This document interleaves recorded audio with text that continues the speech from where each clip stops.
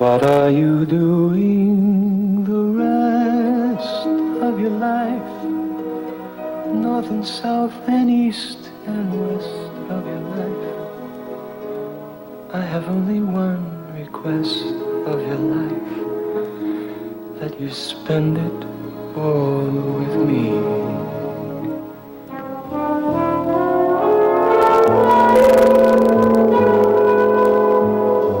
How do you characterize a man who calls himself Evel Knievel? In this summer of Watergate, in a nation plagued by critical problems, why is it that a man whose claim to fame as the world's leading authority on self-destruction has captured our imagination by attempting to jump over a canyon in a baby rocket he calls a sky cycle? Who is Evel Knievel, and why does he gamble his life in this incredible way? My name is Evel Knievel. I'm a professional daredevil. I wear a red, white, and blue #1 on my shoulder because I think I'm the best. In my business, you have to think you're the best, you end up dead. A lot of people ask me why I do what I do. And I figure there are 3 mysteries to life. That's where you came from, why you do what you do, and where you're going to go. Nobody knows the answer to those questions. I really lead 4 lives. My first life, I guess, is the life that I have with my family. My wife and my children. That means more to me than anything. My second life is being a professional daredevil to the public. My third life is being a business manager of that daredevil. And my fourth life is kind of like my first life. It's private. It's things that I do when I'm on the road to kind of let myself go, to loosen up, to be able to take and handle what's coming at me down the road. When you do what I do for a living, you have to have a positive mental attitude. And if that positive mental attitude doesn't work when you make that jump, you have to be man enough to handle the circumstances. In my case, I'm man enough.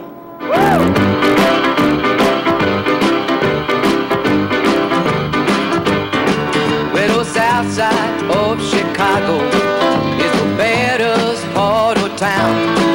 And if you go down there, you better just beware of a man named Leroy Brown. Now Leroy, morning trouble. You see, they stand about 6'4". All the downtown ladies call him treetop lover. All the men just call him sir. Now Leroy, he a gambler, and he like his fancy clothes, and he like to wear his diamond rings in front of everybody's nose. He got a custom Continental, he got an Eldorado too. He got a 32 gun in his pocket for fun. He got a razor in his shoe. Hey, there, Leroy Brown, baddest man in the whole downtown. Better than old King Kong, meaner than a junkyard dog. Yeah, he was better than old King Kong, meaner than a junkyard dog. 3 days from now, on Sunday, September 8th, Evel Knievel will make his long-awaited jump over the Snake River Canyon in the state of Idaho. If you're curious about who he is and his chances of success or failure, stick around and you'll find out. Evel Knievel. One man, one canyon. Our report begins in just a moment. In a new spectacular season, ABC presents the greatest movies on television. $100,000 for Joe Lacci. The Valachi Papers, starring Charles Bronson. A drifter came riding out of the West. Who are you? Clint Eastwood, High Plains Drifter. It's a woman. Another necktie murder. Alfred Hitchcock's Frenzy. Cloris Leachman, Ben Johnson, Timothy Bottoms, and Sybil Shepherd in Peter Bogdanovich's The Last Picture Show. For the first time on television, a special presentation of Thunderball. Sean Connery is James Bond. Thunderball. ABC will present all these and many more. The greatest box office hits. Now, the greatest movies on television. The movies on ABC.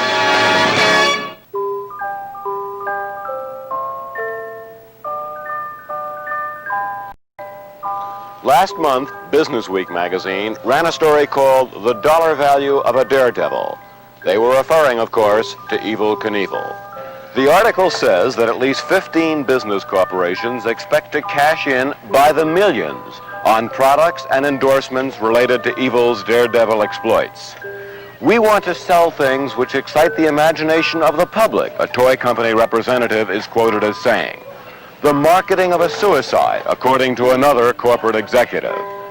Evel Knievel is a legend in his own time, says still another. And if he dies, the legend will still continue.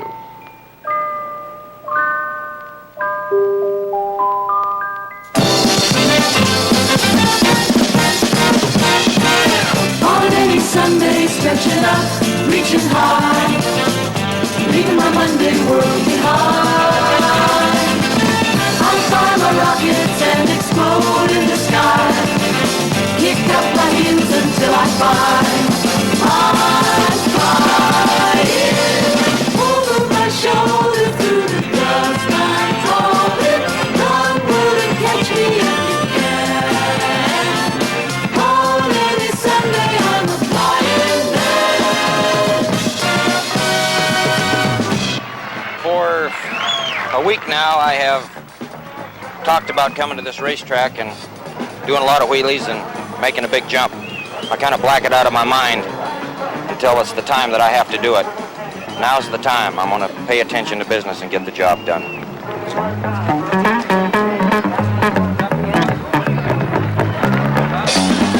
When I first started to perform, people used to come because it was kind of out of a curiosity type thing. They want to see what an Evel Knievel was. Now, it's the thousands that come to be a part of the thing with me, that believe in me. Motorcycles that I ride are not souped up in any way.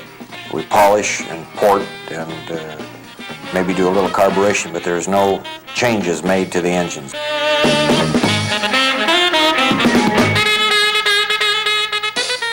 I don't use a tachometer or a speedometer, either one, on a motorcycle. I do it all by feel. You come down the in-run and hit the takeoff ramp. You have to be on the balls of your feet, just like when you're ski jumping. You have to be in a good crouch. You have to have your weight forward, and you have to spring at the right time.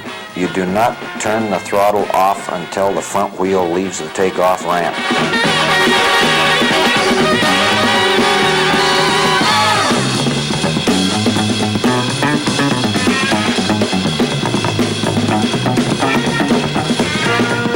On some jumps, I land on the nose. And I shouldn't, but that's because I thought I was going too fast when I took off, and I tried to slow down and nosedived. On other jumps, I'll land right on the rear wheel, just perfectly, just like I was going through the air doing a wheelie.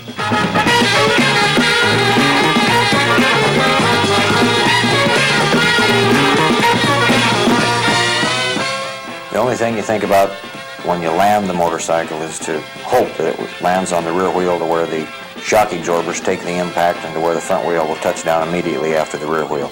It should land in about a 40-degree angle, and that's a perfect jump.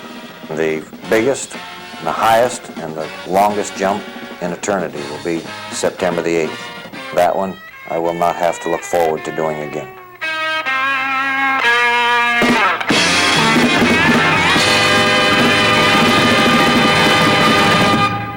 On any Sunday, like the tail of a kite, flying and dancing in the wind,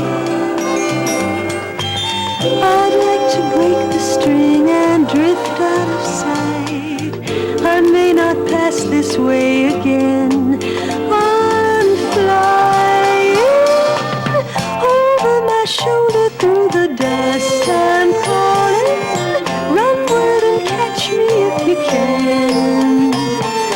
On any Sunday, I'm a flying man.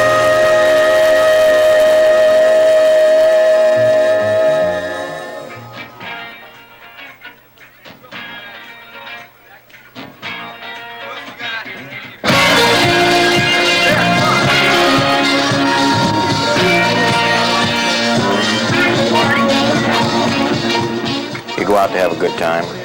You have a little publicity, nationwide or locally, going for you. And what happens is that When you come to a town, I don't care whether it's a small town or a big town, everybody wants to ask you a question and shake your hand, and I really consider that a compliment. I'll tell you why. In the business that I'm in, when the truck drivers stop shaking your hand, the kids stop asking you for an autograph, when the girls stop kissing you and the dogs stop barking at you, you're in a lot of trouble in my business. And he jumped a bunch of our cars, man, and he demolished one of them. He just wiped that one out. I got to look at his body and look at that car and compare, you know. One thing about the guy, you got to give him credit because he has guts that won't quit. What is it, guts or guts, sanity? determination, I don't know what, but he's a man of his own convictions, and I admire the guy for it. He represents adventure, danger, the excitement in life, fascination that most people only fantasize about. Here's to me and here's to you. If we have a disagreement, the hell with you. We'll drink to me, right?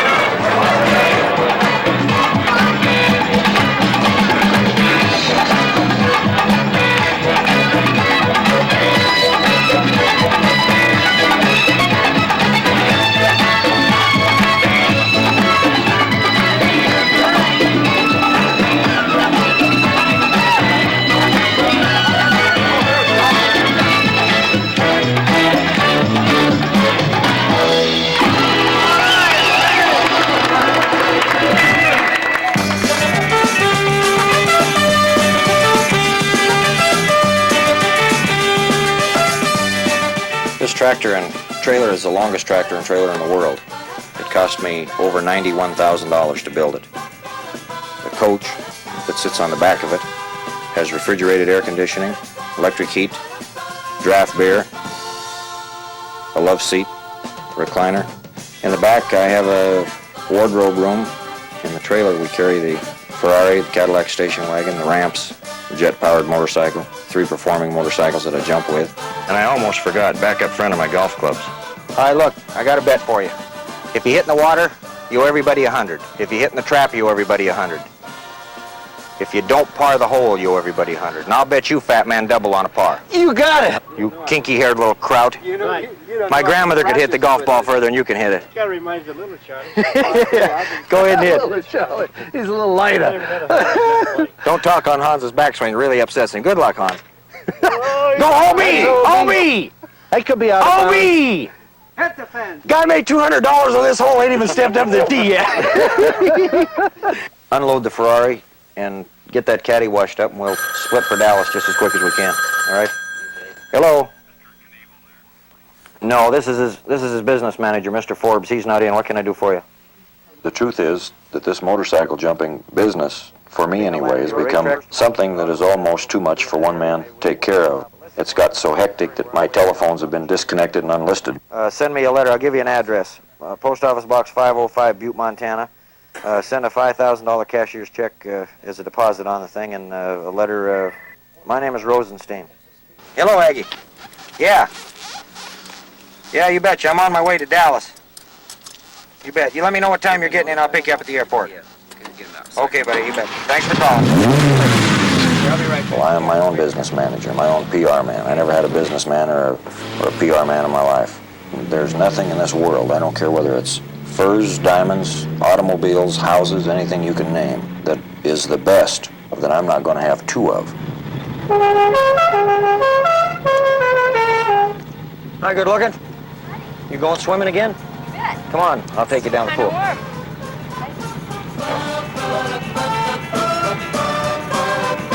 How you doing? Think you can handle that high dive today? Huh?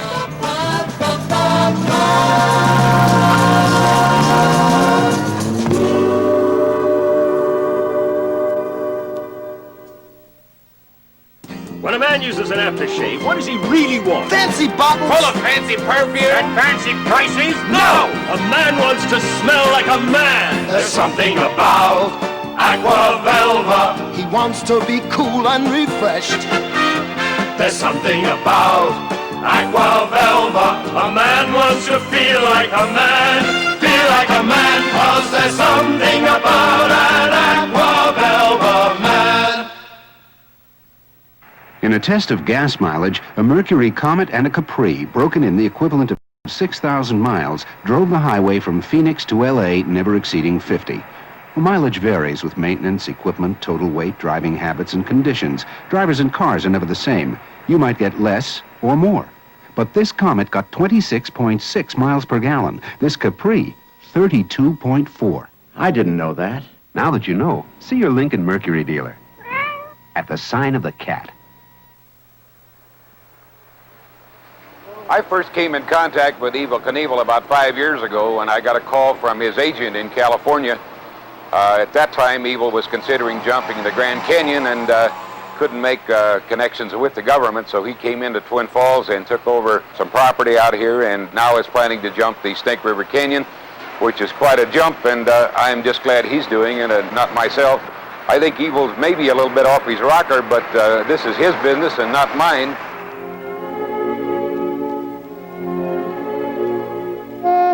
The canyon itself is a little over a half a mile wide, and when I jump it,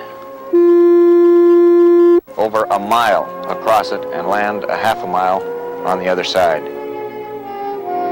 Webster's dictionary defines the word daredevil as a recklessly bold person. In 1859, Charles Blondin created a sensation by walking over Niagara Falls on a tightrope. The hero of Niagara, he was called after that, and idolized around the world for his skill and courage.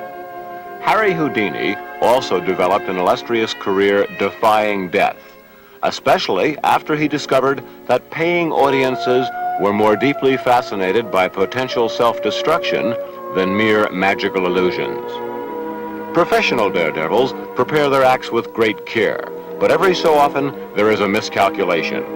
Last month in Alabama, stuntman Bob Truax attempted a world record motorcycle leap over 30 cars.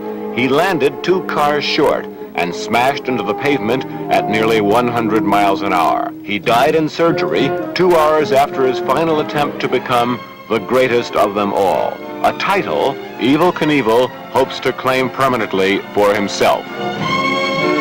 When I'm fired in this vehicle, the machine will go from 0 to 300 miles an hour in less than 4.5 seconds. As soon as I can see what's going on after I'm fired, then I'll make the decision as to whether to blow out of the vehicle with a parachute system or just stay in it and try and nosedive it into the other side, which is what I would like to do. That's the way I'd like to land it. When that parachute opens, it will slow the machine down to where I've got a chance of hitting in an impact area and staying alive. If I make it across the canyon, I'll drop to both knees and probably thank God Almighty I'm still alive. And if I miss it and hit the canyon wall, it really makes no difference because I'm just going to get somewhere quicker where you're going someday, and I'll wait for you. Dying is a part of living, and while I'm alive, I'm going to live it to the hilt.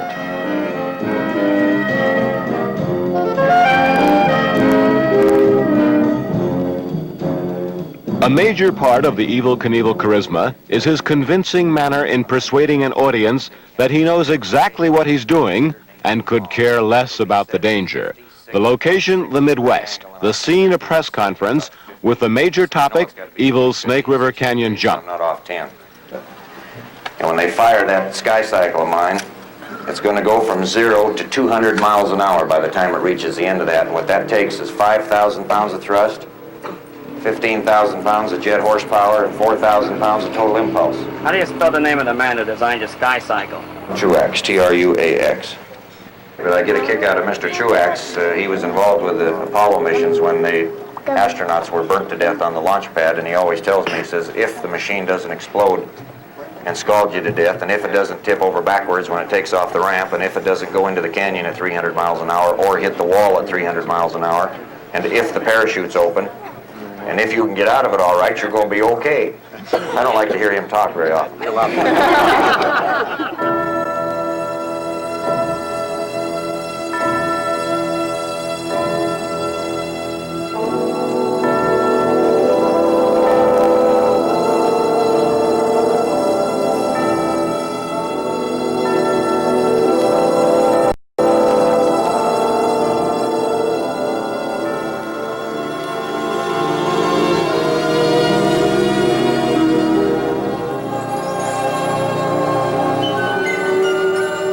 The setting is a quiet neighborhood in Saratoga, California, one of the scores of suburban bedroom communities of San Francisco's Bay Area. In these unlikely surroundings, Evel Knievel's mysterious X2 sky cycle is being created, developed, and assembled by the Truax Engineering Company. The main plant is in a two-car garage attached to the home of company president Bob Truax. The administrative and design headquarters are behind the house in what was once the swimming pool cabana. And it is here that we meet the man behind the man who will jump the Snake River Canyon. Bob Truax, Naval Academy graduate, ex-Navy captain, one of the pioneers of America's rocket and space program, the first Thor rocket project officer, one of the founders of the Air Force's secret satellite program and the Navy Polaris program. Bob, how did you ever get involved with Evel Knievel? Well, I guess the credit or blame, however you look at it, really belongs to a young fellow named Doug Malwicki. Evel hired Doug to design his first sky cycle, and Doug came to Aerojet, where I was working at the time, to try to get them to build him a rocket engine for his sky cycle. The price that Aerojet quoted him for such a development was so astronomical that it turned him off immediately, and as he was about to walk out the door, someone remembered that a few years before I had started a small company to produce steam rockets, primarily for drag racers. And so they told Doug, he said, you might get a hold of Bob Truax. Maybe he would be willing to build an engine for you.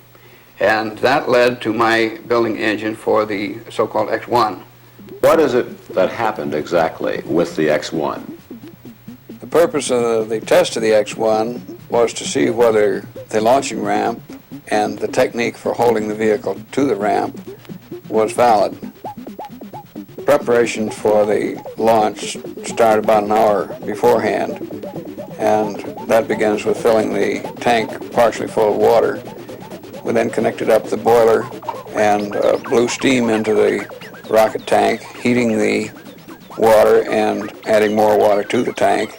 When the pressure was up to the expected value, which is 500 pounds per square inch, I pulled the lanyard, which opened the valve, allowing the steam to escape out the nozzles and creating about 1,300 pounds of thrust. 3, 2, 1, go!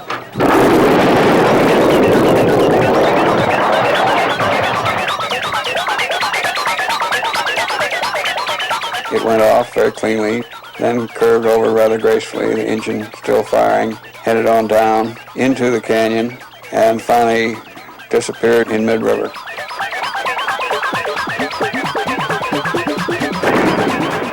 The X1 was never intended to make it across the canyon. In fact, Evel wasn't going to release these films if the X1 had accidentally landed on the other side.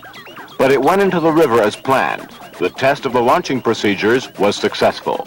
The vehicle rode up the ramp perfectly straight without excessive swaying, didn't jump the track, and the separation was clean.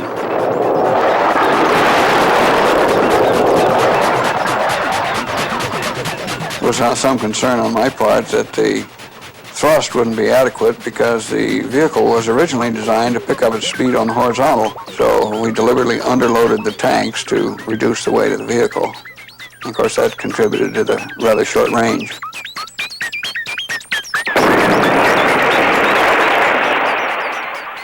And in July, some 7 months later, the X1 was finally located some distance downstream, in 60 feet of water.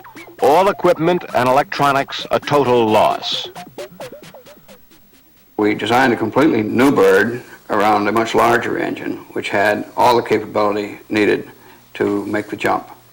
And the jump is going to start off of this ramp. It's going to be a straight shot. That is, the vehicle will start at the bottom of the ramp. It will go off this 108-foot long ramp. It leaves the ramp at about 100 miles an hour. It accelerates in 4 seconds to about 350 miles an hour, and then goes over the top at about 250 miles an hour. Here's the general configuration. When it gets to the top, the parachute system deploys from the tail It gradually noses over and comes down on a shock absorber nose first. How fast will it impact? About 20 feet a second. It has a 48-foot parachute attached to it. 12 or 14 miles an hour. About 12 or 14 miles an hour. So Evel should be able to take that? I think so, if the shock absorber works properly and it's not too windy that day and he doesn't hit on too many hard rocks, yes. What single point about this flight worries you most? I'd say quality control. In principle, it will do the job. If we've tightened every nut and bolt, and thrown every switch that should be thrown, and fabricated the thing properly. It's the lack of inspection. In this kind of a project, we can't have 2 inspectors for every workman. We do the best we can, and we're hopeful everything will be okay. Another problem, of course, is the lack of testing. We want to test as much as we possibly can, but time and money prevent you doing as thorough a job as you might like. This model is an example. Rather late in the game, we built this model to prove out the calculated values of stability. And it's essentially a wind tunnel model, but we have no wind tunnel. So what we do with it is to put it out in the front fender of a car and run up down the freeway with it. You kind of got your own freeway wind tunnel.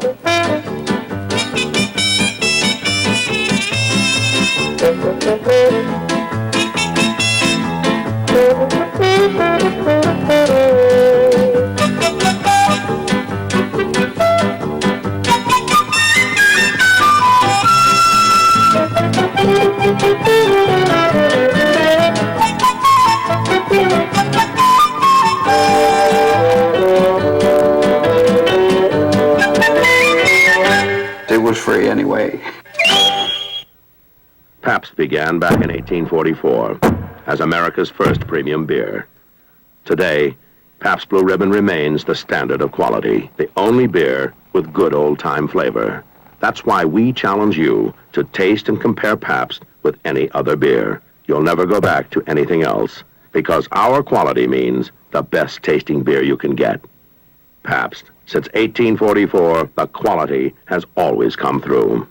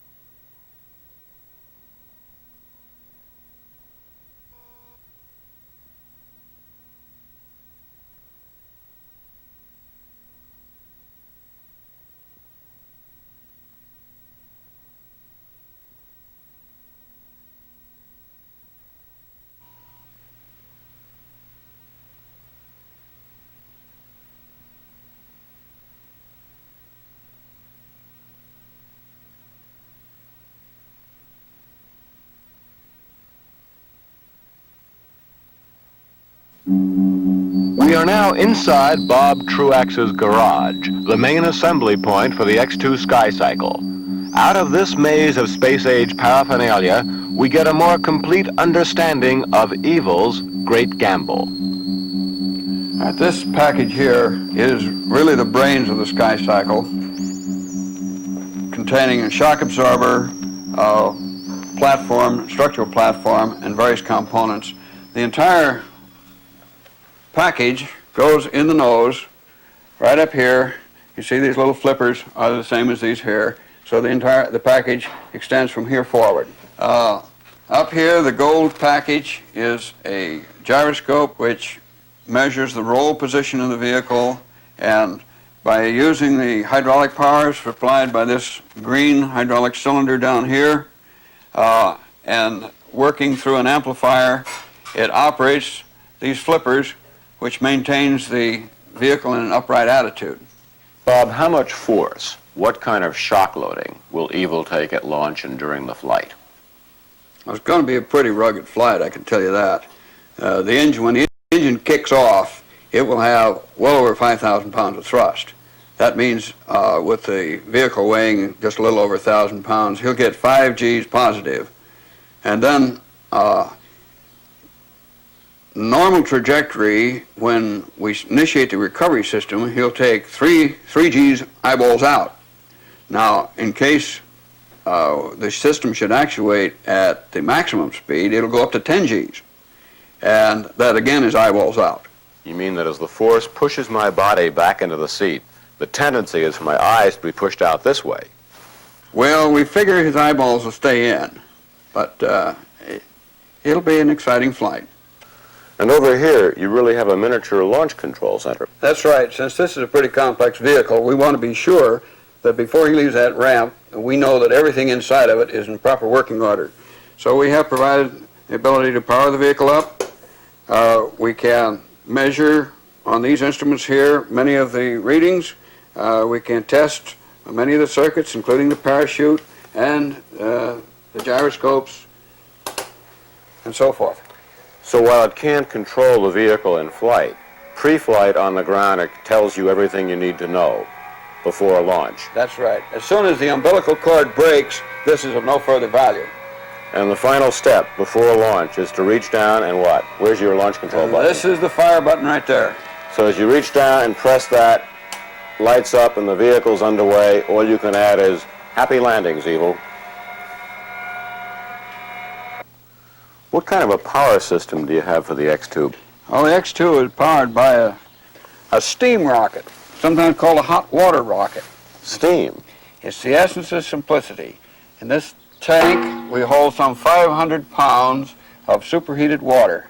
And when we open the valve inside, this water blows out and converts into steam on the way out.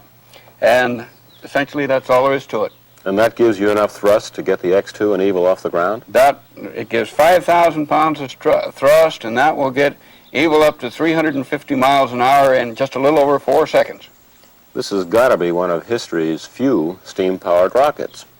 That's right, although I believe the first one was invented by Sir Isaac Newton way back in the 1800s. Let's hope that Sir Isaac and Bob Truax were right in their calculations. Well, Sir Isaac's turned out to be pretty accurate. I'm not so sure about Bob Truax. So this is it, Bob. This is the X2 Sky Cycle. This is the X2. It's 15 feet long, 25 inches in diameter, empty, but with all the equipment installed, weighs about 500 pounds, has 500 pounds of water in this propellant and 200 pounds or so of Evel Knievel, and all up, that'll come to about 1,300 pounds at takeoff. Not very big. No, it's just barely big enough to do the job. We've seen all the pieces now. The engine, the guidance system, stabilization system. This is the X2 itself. Will it work? That, of course, is the $64 question. Or maybe one might say the 60-40 question. 60-40. Those are pretty low odds. What are Evel's chances of coming out of this without being injured? Well, the terrain's pretty rough up there, and the landing alone is likely to be a bit rough because there are lots of rocks and sagebrush and wind and so on, so they certainly got to be a little bit higher than that, that he's had some injury.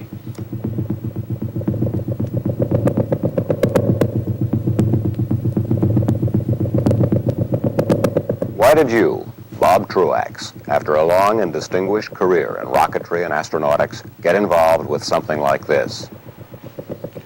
Well, I guess from my preliminary association with him, I was convinced that he's a pretty gutsy guy, and by golly, he was going to go through with it. And some of the initial approaches were pure suicide. So I thought perhaps if I got myself injected into it, I could at least make his chances as good as they can be made with the limits of time and money that he could put up. And you think you may have reduced suicide to a tolerable or acceptable risk? Well, acceptable to him, apparently. I get by with a little help from my friends. Yeah, I get high with a little help from my friends. I gotta try with a little help from my friends. Oh, I get by with a little help from my friends. Ooh, I get high with a little help from my friends. I gotta try with a little help from my friends.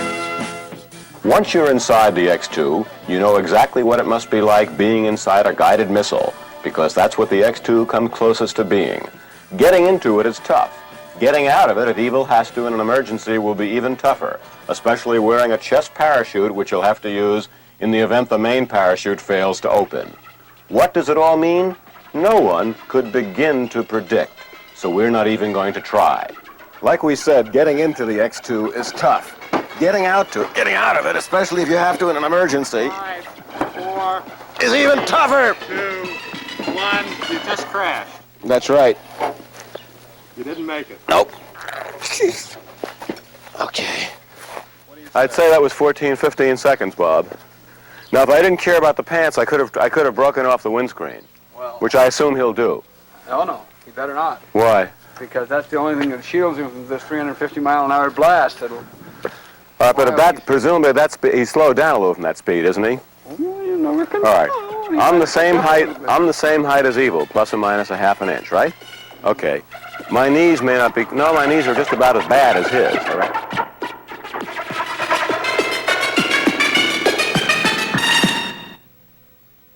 Headache. You've got to get relief. But before you take plain aspirin, know the truth.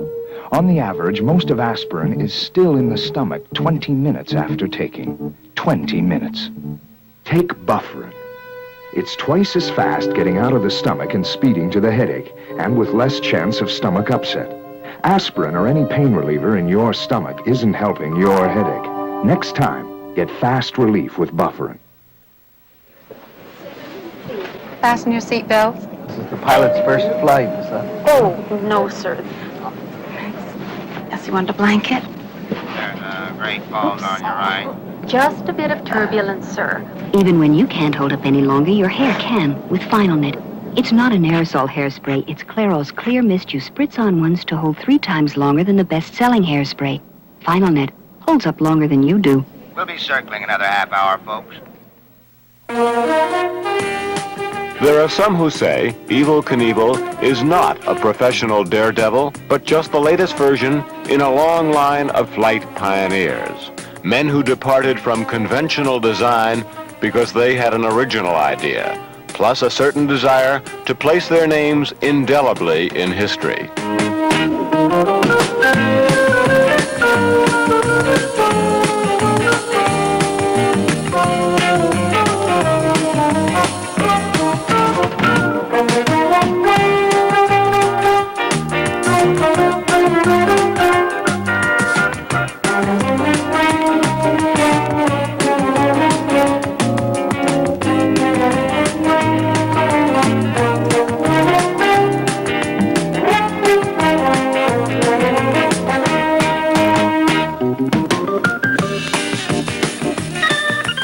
Man's efforts to go faster, further, and higher do not always succeed. As we can see, feathers alone do not an airplane make.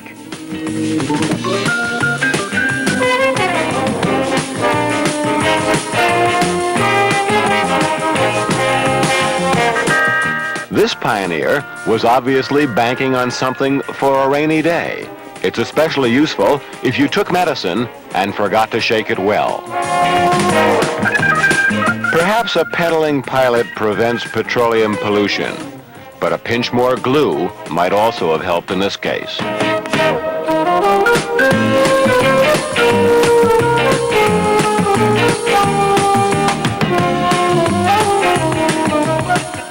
Yes, there is an Evel Knievel in every age, each generation, and all nationalities. Those indomitable souls who reach out attempting the impossible dream. To them, we can only say, bon voyage, Godspeed, and back to the old drawing board, fellas. I think Evel Knievel is going to jump the Snake River Canyon because he seems like a really brave soul. He's apparently got a good engineering background. I've got no doubt he'll make it. How can any man get in a small contraption like that and go that far and expect to make it? It's impossible. He's jumped all the trucks and cars and all that, and I think he can jump this. He's gonna wipe stopped in midair and fall down the river. I think Evel Knievel's going to jump the Snake River because he always jumps. He jumps things and he hardly ever makes mistakes. That's all I'm going to say. Oh my God. I hope and pray that he makes his jump successfully over the, what river is it? The Snake River, and here it is, running more than 1,000 miles from the state of Washington to Wyoming. The canyon itself leaping out of the stark, mountainous rocks of Idaho, an awesome geological reminder of man's frailty against nature. This, then, is the site of Evel's great gamble, and what a ride he's going to get. Based on Bob Truax's calculations and verified by our own computer readouts, it should work, and here's what should happen. Evel's projected flight begins with the X-2 poised on the launching platform on the south rim of the 1,600-foot wide canyon. As the count reaches 0, the X-2 is launched at a 56-degree angle and reaches its maximum speed of 394 miles an hour 5 seconds after liftoff. The engine is burned out, but the X-2 coasts upward until it reaches its peak altitude 15 seconds after launch. The X-2 slows to 227 miles an hour. As it levels off, a preset gyroscope triggers the parachute recovery system at 3,000 feet altitude, nearly a mile down range. Then a drogue chute deploys, and it in turn pulls out the main parachute. The entire sequence takes 8 seconds, giving Evel a series of 3G jolts at each separate stage of the recovery sequence. 23 seconds after liftoff, the X-2 has descended to 2,200 feet and begins floating to Earth at approximately 15 miles an hour, landing 2 minutes and 3 seconds after launch if all goes well. Evel is not wearing any special kind of protective gear other than a fighter pilot's helmet and is not undergoing any specialized training or physical conditioning for the flight. It looks simple, but while the chances of total success of the flight are impossible to predict, we can show you what might happen if any of the critical systems or instruments fail to perform properly. The first danger Evel faces is short engine thrust. If the steam engine doesn't burn long enough, here's what would happen. After 2 seconds, the engine cuts out and stops dead. The speed has reached only 177 miles an hour, which means the X-2 curves over 6 seconds later at 102 miles an hour. Remember, the parachute system needs 1,000 feet of altitude to fully open. Depending on the wind, the sky cycle either crashes on the north rim of the canyon, just as the main parachute deploys enough to slow the X-2 for a chance of survival. Or, with a headwind, the X-2 might just barely clear the canyon and float down into the river. The parachute system has enough altitude to operate with a 200-foot safety margin. But Evel will now have to escape from a submerged vehicle. Still another possible engine failure is low thrust. The engine fires up but never reaches full power. With this 20% power situation, the X-2 would reach only 70 miles an hour after 3 seconds, just barely enough to get off the pad and clear the canyon wall. Again, the recovery system activates horizontally, but with only 850 feet of altitude, Evel crashes into the Snake River 7 seconds later. The main chute has deployed just barely enough for survival. A little less or a little more thrust would make it a life or death proposition against the canyon wall. Another big trouble possibility, failure of the stabilization system. If the gyroscope controlling the X-2's roll rate fails, it'll corkscrew at 5 revolutions per second like a bullet. The recovery parachute system could easily become tangled, with the sky cycle going down in a crash landing. The third danger, emergency escape. The X-2 isn't big enough for an ejection seat, so Evel has only a personal chest parachute. In an emergency, he has to bail out immediately at the top of the jump. Every foot counts. He has to unbuckle his harness, force himself out into a 200-mile-an-hour wind blast, pull the ripcord, and open his chute. And he has only 14 seconds before the X-2 crashes at 321 miles an hour, nearly 2 miles downrange. The last danger is a fully successful flight and landing itself. Even if it all works, Evel must now survive a nose-down impact which could fracture the X-2 at the cockpit, structurally its weakest point. Evil's head could be crushed should the X-2 fall over on the open cockpit. There is no protection roll bar, since it would hinder an emergency escape. Scary, eh? But wait a minute. Have all these potential risks persuaded Evel to abandon his great gamble? Not so it can be noticed. Several weeks ago, a strange caravan of vehicles appeared at a deserted testing field behind Mather Air Force Base in Sacramento, California. Guess who? It's our old friend, Bob Truax, and the X-2 Skycycle, now painted a patriotic red, white, and blue, and sporting a tail assembly, a startling transformation from its humble beginnings as a surplus Navy wingtip fuel tank. The static, or tie-down test of the steam engine was now at hand, with the X-2 strapped down tightly on the elevated firing bench. Our ABC cameraman sent back this report. Holy cow, gee willikers, the darn thing works, I think. Or words to that effect. And needless to say, Bob Truax was very happy.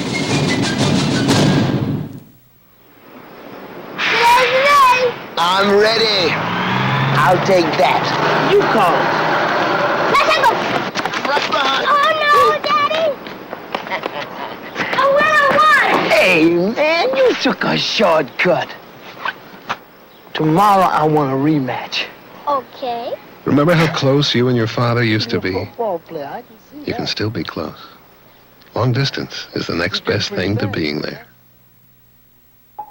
Nobody else makes bath tissue quite like this.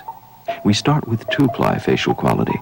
Then we quilt it to soften it more, print it to make it prettier, scent it to add freshness, wrap it 4 in a package, and finally we price it right.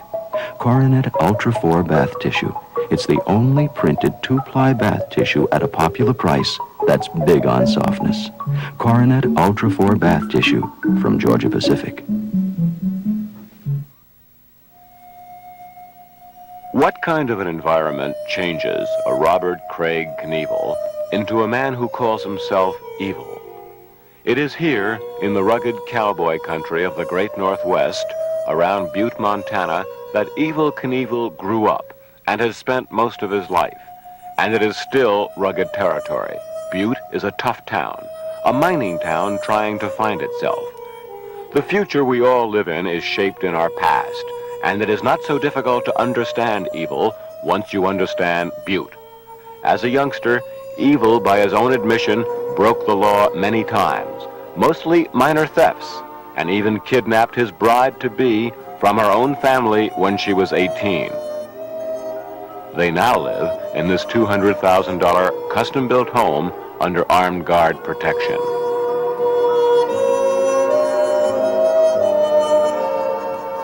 His grandmother, who raised him, remembers what he was like as a boy.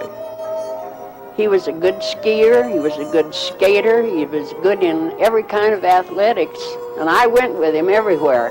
Only one time I saw him get knocked over the fence and lit on his head on the cement from the hockey playing, and I wouldn't go for a long time. And he says, "Mother, please come and watch." And so finally I went, and I got used to it, and I got used to seeing him knocked around, but he started the fights. Evel Knievel has always fought life in the classic style of a gambler gunslinger from the Old West, now standing poised, facing a showdown with his destiny. As old-time marshals used to say, it's a short life and a chancy one. I might have been able to do this in a safer manner and maybe spend more money on testing, but I haven't, so I got to do it this way. After covering 30 U.S. manned space flights and looking at it now, I can't believe it. Well, it's all going to happen on September the 8th, so I only hope when I look into that blue sky that that big parachute opens up and I come down on that other side and I'm safe. That's And you'll be looking almost straight up. all the way straight up until I get out way over the other side of the canyon, and then when that's over and my chute system opens like it's supposed to open, if it does open, well then I'm going to be looking at the ground. She's going to be all over. Here we are, 700 feet over the Snake River. And there's where you're going to go. I hope a mile on the other side. It's about a third of a mile across the canyon, but the total flight path, as I figured out, is more than a mile. Well, should be over there by those power lines someplace. Or maybe over on some private property that belongs to one of these Idaho farmers that it's been turned over to me so that I can make a landing on it. What do you think your chances really are? Well, I'd like to think 100%, but when you listen to Bob Truax and he's the man that knows, I'd say 50-50. I don't know. Who the hell cares? I'm going to do it anyway. All right. You've taken a lot of risks, probably more than any man of 35 in our society outside of possibly one or two of the astronauts. You've made a lot of money. Why are you doing this? Well, first of all, I'm doing it because I had a harebrained idea that I could. And then when I found out that it may be impossible, I went ahead and spent all the money to do it to keep my word. Evel, you brought your wife up here, and your children. What was their reaction? What do they think of this flight? Well, when I brought my wife to the top of this ramp, needless to say, it was one of the few times in her life that I found her to be emotional. My little sons and my little daughter have always been very apprehensive about this jump, but I think we all have a lot of faith in all of the men that are working on this project, everybody, from the men that are putting up this ramp to the man who built the sky cycle to the men who are going to fire it, and also a lot of faith in the guy that's going to build the parachute. When you get in the X-2 cockpit on the day of launch and you're strapped in and Truax is counting down, what will you be thinking? I'll be doing the same thing that you do. I'll be praying.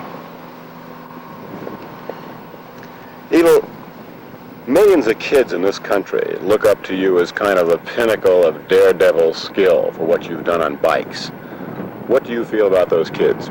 Well, I don't really like the idea that because of me they might go out and hurt themselves. Ride a bicycle or a motorcycle without a helmet or drive a race car or any kind of a car without a safety belt. But I feel this way.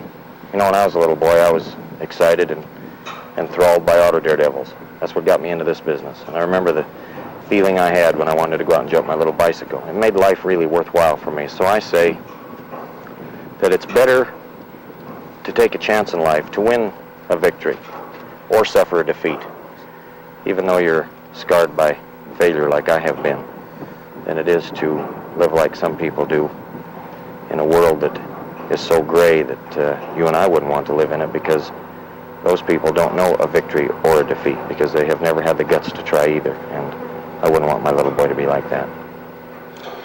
You really think you've got a shooting chance here? If I didn't, I wouldn't be doing it. You know what?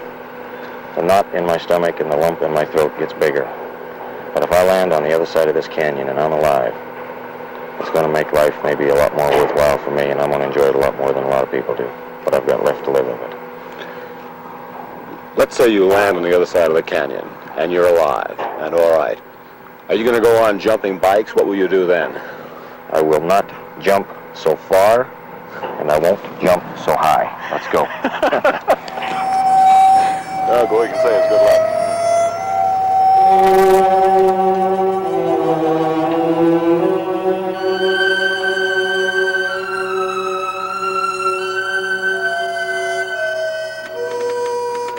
None of this fully explains Evel Knievel and why he does it, or why we as a people are fascinated by him. He doesn't fit any standard definition of a hero, clean-living Boy Scout type of thing. Perhaps we seek relief from the critical turmoil surrounding our lives. The psychiatrists call it transfer. In watching someone else face terrible risks and peril, we forget our own problems and what we face. Vicarious thrill? Yes. Taking risks none of us in our right minds would? Yes. But it's more than that. Up to now, Evel has always come through, battered and with broken bones, but he made it. In his survival, doing utterly insane things, perhaps there is some inner message telling us that the human race itself can face anything and survive.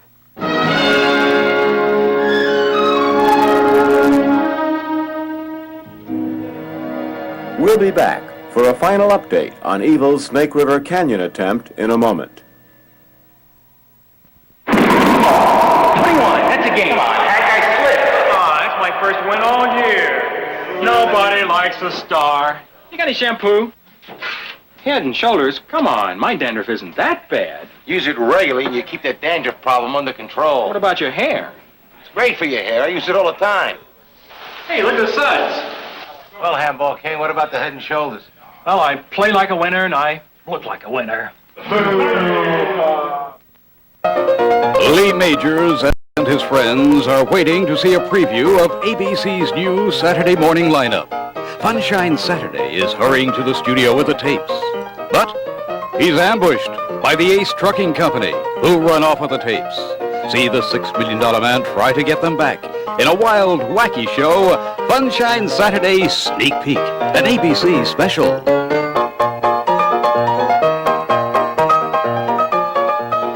Less than 70 hours from now, for better or worse, Evel Knievel will have blasted off the ramp at Twin Falls. His journey over the Snake River Canyon will be witnessed by a live audience of at least 50,000 spectators, plus an estimated audience of 1 million or more viewers on closed-circuit pay TV around the country. However, since the filming of tonight's report, a new wrinkle has developed. 12 days ago, Bob Truax fired the X-2 in a secret test over the canyon. No cameras were permitted to record the result. But the recovery parachute system went haywire, deploying prematurely, and the Sky Cycle crashed into the Snake River. The chances of Evel's survival, had he been aboard, would have been doubtful. A few hours ago, we talked to Bob Truax by phone in Twin Falls. Bob, you're going with a backup rocket. What changes have you made? Knievel will control the vehicle in roll. He will manually operate the lever that begins the parachute recovery sequence. How can he control the vehicle manually in roll? Well, he has foot pedals, which are directly attached to the canard flippers. Bob, you're kidding. No, Will he really be able to control it? I don't know. The parachute release system is spring-loaded to release, and all he has to do is relax his grip on the parachute release handle, and it will snap forward and the parachute sequence will start. Bob, what you really done here is to put a dead man switch on the parachute release. Essentially, yes. Are your odds for Evel to survive still 60-40? If you had to put a number on it, could you, and what would you say? If I had to, I'd say 80-20. That high? That's not high. Would you get in that cockpit yourself? You've had big doubts in the past. Negative. Of course not. As for Evel himself, the world's leading daredevil is reportedly very nervous. Who wouldn't be? Perhaps he's having second thoughts on the subject of life and death. By Sunday evening, we'll have the answer. Strange as it all seems, you just have to wish him good luck. In New York, this is Jules Bergman. What are you doing the rest of your life? North and south and east and west of your life. I have only one request of your life, that you spend it all with me.